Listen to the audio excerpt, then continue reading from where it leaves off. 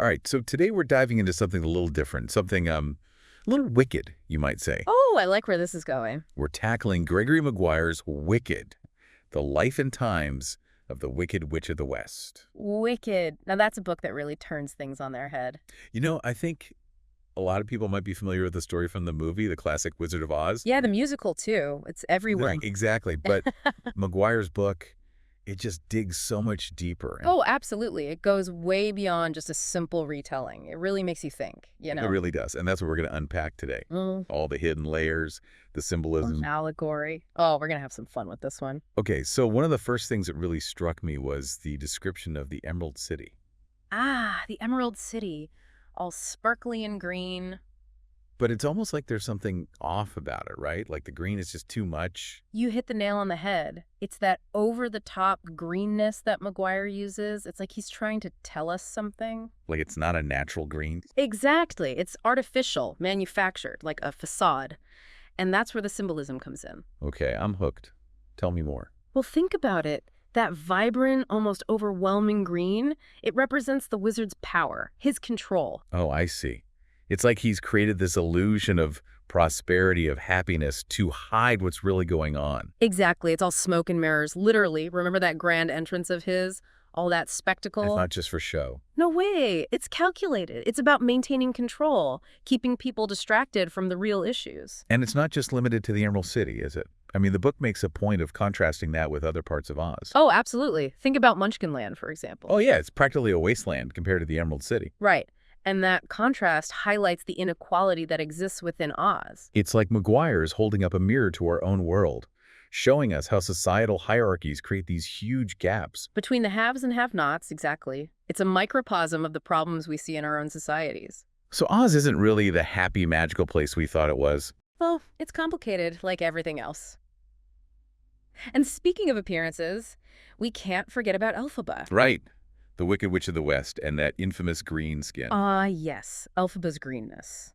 Now, that's something we need to unpack. Because it's different from the Emerald City's green, right? Absolutely. It's a crucial distinction. The Emerald City's green is fake, manufactured. It's a symbol of the wizard's power, his control. Right. But Elphaba's green is natural. It's part of who she is. It represents her authenticity. So even though she's ostracized for it, it's actually a sign of her being true to herself. Exactly. It's like she's this walking, talking embodiment of defiance against the wizard's constructed reality. Wow, that's powerful. So her greenness is actually a symbol of truth in a world of illusions. It really makes you think, doesn't it? What does it really mean to be wicked? Is it just about appearances? Or is it about daring to be different, challenging the status quo? And facing the consequences, right, because Elphaba certainly does. Oh yeah, Maguire doesn't shy away from showing how society treats those who don't fit in. Think about that scene when Elphaba arrives at Shiz University. Everyone is just horrified by her. It's all about her looks. Nobody even tries to get to know her. It speaks volumes about how quick we are to judge, to make assumptions based on superficial things. It's a powerful message, and it really makes you think about how we treat those who are different in our own world. It really does. And this idea of challenging assumptions, it goes even deeper, especially with how Maguire uses allegory. Oh yeah, the allegory. That's one of the things that really sets this book apart, right? Absolutely. He weaves these deeper meanings into the story, making us think about things in a whole new way. And one of the most striking examples is how animals are treated in Oz. The animals. They're not just cute sidekicks. They represent something much bigger. It's heartbreaking to see how they're denied basic rights, how they're silenced. It's a direct parallel to real-world oppression, to the way marginalized groups have been treated throughout history. It makes you think about racism, sexism, all forms of discrimination. Maguire doesn't shy away from those difficult parallels. He wants us to see the connections between Oz and our own world. It's like he's saying that oppression can take many forms, and we need to be aware of it, fight against it. Exactly. The animals become this powerful symbol of the voiceless, the oppressed, those who are denied agency simply because they are different. Wow, this is heavy stuff, but it's so important to talk about. It is, and it makes you realize that Wicked is so much more than just a fairy tale. It's a commentary on society, on power, on the very nature of good and evil. And speaking of power, we can't forget about the wizard himself. Oh, the wizard. He's the ultimate embodiment of power, and it's not a pretty picture. It's all about control, manipulation, maintaining his grip on power at any cost. It's scary how much he resembles real-life dictators. Oh, absolutely. The fear, the propaganda, the elaborate spectacles to distract people. It's like something out of a history book. Think about figures like Hitler or Stalin. It's a sobering reminder of how easily people can be manipulated when someone in authority abuses their power. And it's not just political, right? There's also an environmental theme running through the book. Definitely. The way the Emerald City expands at the expense of nature, it's pretty blatant commentary. Like he's saying that progress, so-called progress, can come at a steep price. And it's usually the environment and the most vulnerable who pay the price. And then you have Elphaba, who seems to have this deep connection with nature, a real empathy for the animals. She's like an early environmental activist fighting to protect what the wizard is so carelessly destroying. It's incredible how Maguire weaves all these complex, timely themes into this seemingly simple story. He's a master storyteller, that's for sure. He makes you think, he makes you feel. And he definitely makes you question everything you thought you knew about Oz. That's the beauty of it. Wicked challenges us to look beyond the surface, to find the deeper truths hidden beneath. And we've only just scratched the surface.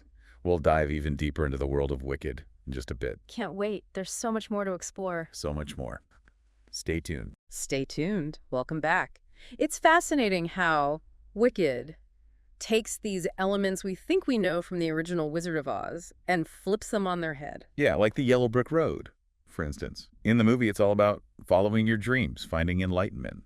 But in Maguire's book, it's not so simple, is it? It feels more like a path to disillusionment, almost like a trap leading right to the wizard's control. You're right. Yeah. It's like that road is paved with false promises leading to a destination that's not at all what it seems. And speaking of not what they seem, we have to talk about Glinda, the supposed good witch. Oh, Glinda. She's a lot more complex than the bubbly, benevolent figure we see in the movie. Yeah, Maguire really digs into her character, shows us her flaws, her insecurities. He makes her human, relatable, even with all that sparkle and pink. Remember that scene where she's obsessing over her looks and popularity? Oh, totally. It's like Maguire's showing us that even those who appear good can be driven by ego and ambition. And that makes you question, are there really any purely good or wicked characters in this story?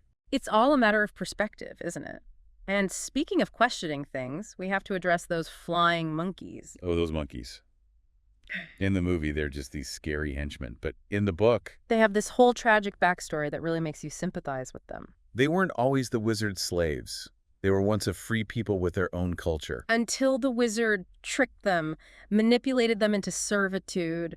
It's really heartbreaking. It's a powerful commentary on how power can be used to exploit the vulnerable. And how blind obedience can lead to oppression. You really start to see the monkeys as victims. Yeah, not villains. Ah. And then there are those ruby slippers. So iconic in the original story. But Maguire gives them a whole new meaning, doesn't he? They become a symbol of Elphaba's power, her defiance. It's not just about magic, it's about inner strength, the courage to be yourself. Remember how she discovers their power?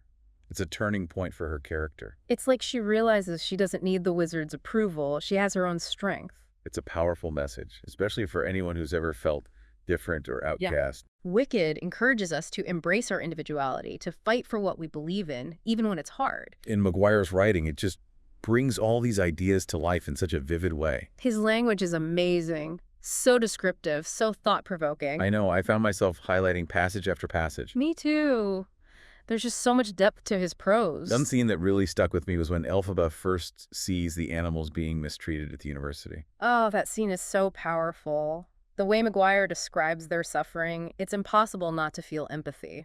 It's a stark reminder that injustice can exist even in places where we least expect it. And it's through scenes like this that Maguire shows his true skill as a writer. He blends fantasy and social commentary in a way that's both entertaining and thought-provoking. It's what makes Wicked such a timeless story.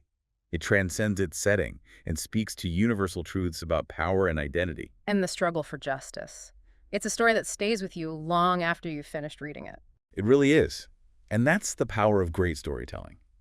It can make us think, feel, and even change the way we see the world. Exactly, and Wicked definitely does that.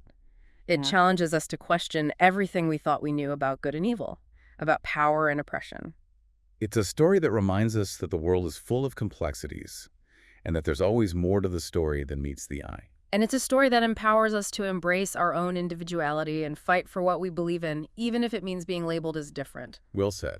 Wicked is truly a masterpiece, and I think we've just scratched the surface of what makes it so special. Definitely. There's so much more to unpack, so many layers to explore. We could probably talk about this book for hours, but we're running out of time. We are. But hopefully we've given our listeners a taste of what makes Wicked such a captivating and thought-provoking read. And maybe even inspired them to pick up a copy and dive into this world themselves. Absolutely. It's a journey worth taking, that's for sure. Well, on that note, I think it's time to wrap up our deep dive into Wicked. But before we go, I want to thank you, our expert, for sharing your insights and perspectives. It's been a pleasure. Wicked is one of those books that I could talk about endlessly. I can tell. And to our listeners, thank you for joining us on this journey into the heart of Oz. We hope you've enjoyed exploring the hidden layers of this incredible story. And we encourage you to keep questioning, keep exploring, and keep discovering the magic that lies within the stories we tell and the stories we live. Because there's always more to uncover, always something new to learn. And as Elphaba herself might say, it's good to be different. Absolutely. Embrace your inner wickedness and never be afraid to challenge the status quo. That's a great message to end on. So until next time, keep reading, keep thinking, and keep the conversation going. And remember, there's no place like Oz, especially when you're diving deep into its hidden depths. It's crazy, right? You start reading Wicked, and all of a sudden, the Wicked Witch of the West, this classic villain. She becomes so much more... She's not just this evil, cackling witch anymore. Maguire really flips the script, doesn't he? Yeah, it's like he's saying, hey, there's another side to this story. He makes you realize that even the characters we think we know can surprise us. You start to see Elphaba's struggles, her compassion, her fight for what she believes in. And it makes you question the whole idea of who gets to decide who's good and who's bad. It's not so black and white anymore, is it? Not at all. It's like Maguire is holding up a mirror to our own judgments, our own biases. And showing us how easy it is to label someone without really understanding them. Exactly. We all have our own stories, our own reasons for the things we do.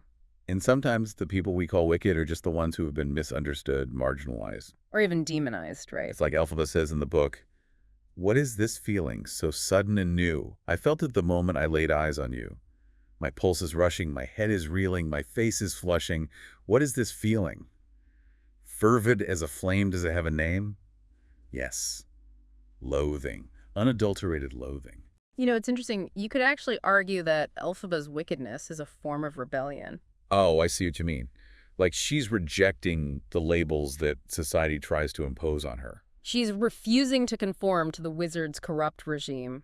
And fighting for what she believes in, Yeah. even if it means going against the grain. In a way, her defiance is actually a form of heroism, isn't it? She's standing up for those who can't stand up for themselves, the oppressed, the voiceless. She's willing to pay the price for what she believes in. It's a powerful message, especially in today's world. It reminds us that we all have choice to make, to conform or to challenge the status quo. And that even small acts of defiance can make a difference. So what do you think? After diving deep into Wicked, has your perspective on the Wicked Witch of the West changed at all? Oh, absolutely. I see her in a whole new light now. She's not just a villain, she's a complex, flawed, but ultimately very human character. And that's the brilliance of Maguire's storytelling, isn't it? He makes us question everything we thought we knew. And encourages us to look beyond the surface, to see the world and ourselves with more compassion and understanding. Beautifully said. Well, I think we've covered a lot of ground today, explored some really thought-provoking themes. We have, and I want to thank you for joining me on this journey into the heart of Wicked. The pleasure was all mine.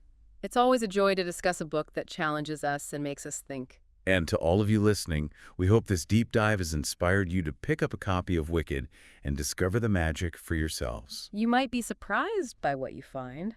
And who knows, you might even embrace your own inner wickedness along the way. Until next time, keep reading, keep questioning, and keep exploring the power of stories.